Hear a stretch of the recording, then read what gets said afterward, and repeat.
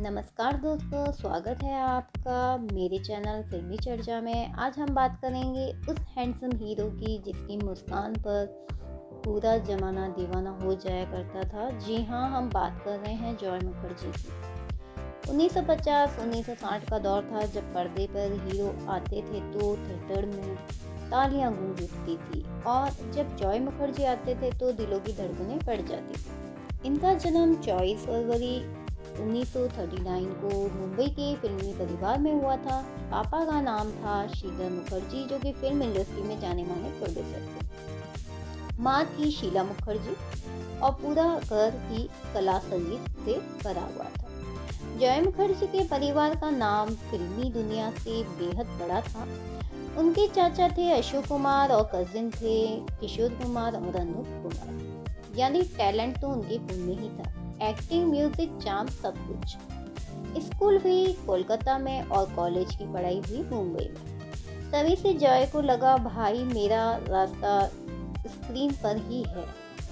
1960 में आई उनकी film love in Shimla और बस इस फिल्म से उन्हें रातों रात स्टार बना दिया। उनकी जोड़ी बनी साधना के साथ। दोनों की केमिस्ट्री कमाल की थी। फिल्म में दोनों ने सभी को दीवाना बना दिया अपनी एक्टिंग से। फिल्म के गाने दिल तेरा दीवाना है सनम आज भी याद किया जाता है। वही गाना जिसने हर लड़के को अपना दीवाना बना दिया। उसके बाद एक फिल्म, एक मुसाफिर, एक हसीना और जॉय का नाम बस छा गया। उनका स्टाइल, उनका मासूम चेहरा और रोमांटिक अंदाज सबका दिल जीत लिया।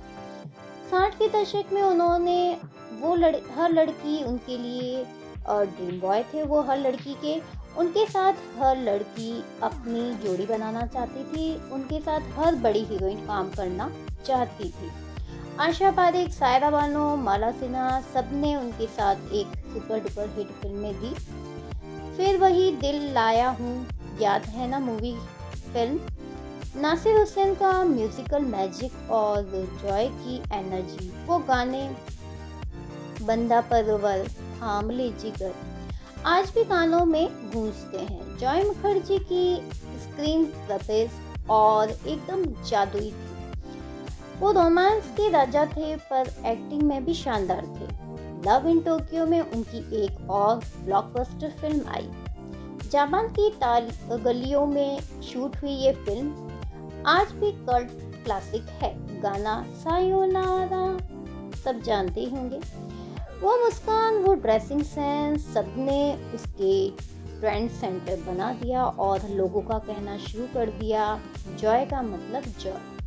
1960 से 1970 के दशक तक उन्होंने लगातार सुपर डुपर हिट फिल्में दी और उसके बाद उन्होंने कई फिल्मों में कार्य किया और बहुत ही अच्छी एक्टिंग की।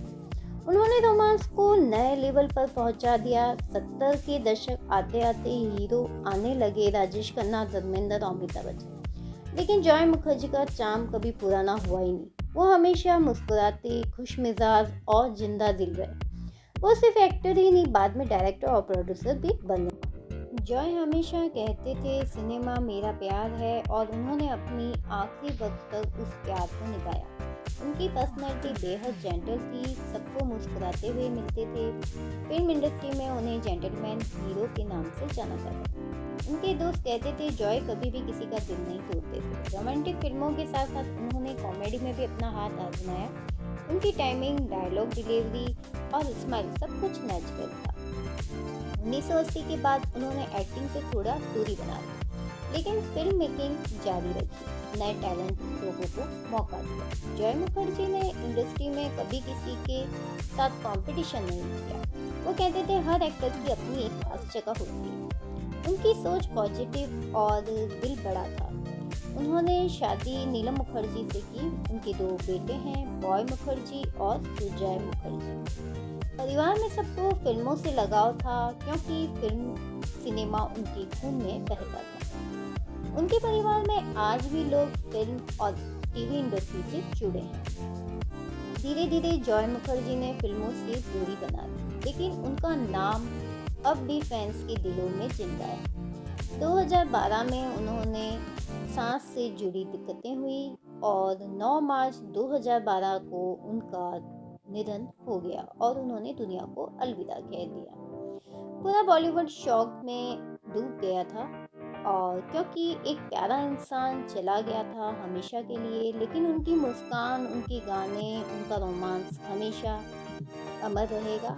आज भी हम उनके गाने रेडियो पर सुनते हैं और लोग कहते हैं ये एक असली जॉय है। उन्होंने अपनी फिल्मों में खुशी, प्यार, रोमांस सबकी एक नई परिभाषा दी। जॉय मुखर्जी का दौर भले ही 60 का रहा, लेकिन आज भी उनका असर कायम है। वो इंडस्ट्री के उन हीरो में से थे जिन्होंने बिना एक्शन के ही लोगों का दिल जीत लिया। उनकी आंखों में मासूमियत थी और बातों में मिठास। वो स्क्रीन पर ही नहीं, सीधे दिल में उतरते थे। उनकी फिल्में और टीवी पर चलती हर कोई उनका दीवाना हो जाता था। उनके गाने और उनकी एक्टिंग एकदम नेचुरल हुआ करती थी। उनके लुक्स और उनकी ड्रेसिंग सेंस ने भी ट्रेंड अपनी तरफ खींच लिया और हर कोई उनकी ड्रेसिंग सेंस का दीवाना हो गया। और उनके गानों में रोमांस भी बेहद था जिसे लोग आज भी पसंद करते हैं। वो कहते हैं फिल्म सिर्फ बिजनेस नहीं, एक एहसास है। दोस्तों, जॉय मुखर्जी ने हमेशा यही सिखाया है कि असली हीरो वो नहीं जो एक्शन करता है, असली हीरो वो है जो पूरी ऑडियंस का दिल जीतता है। तो ऐसा हीरो बहुत कम देखने को मिलता है, लेकिन हमें देखने को मिला, ये एक हमारा नसीब है। तो संगीत में अपने कानों में हमेशा उनके गाने भी गूंजते रहते हैं, जैसे कि गाना है बहुत शुक्रिया बड़ी मेहरबानी मेरी ज़िंदगी में हुजूर आ पाए। तो हम जॉय मुखर्जी के लिए भी ये गाना गा सकते हैं क्योंकि वो एक ऐसे इंसान जो हमारे ज़िंदगी में आए, जिन्होंने हमें हंसना सिखाया और ज़िंदगी जीना सिखाया, रोमांस करना सिखाया, ड्रेसिंग सेंस करना सिखाया और किसी के साथ कंपटीशन ना करके खुद को कैसे आगे रखना है वो करना हमको सिखाया। तो यही हमारे हैं जॉय मुखर्जी, एक जेंटलमैन हीरो और एक रोमांटिक हीरो जो एक अच्छे इंसान भी हैं।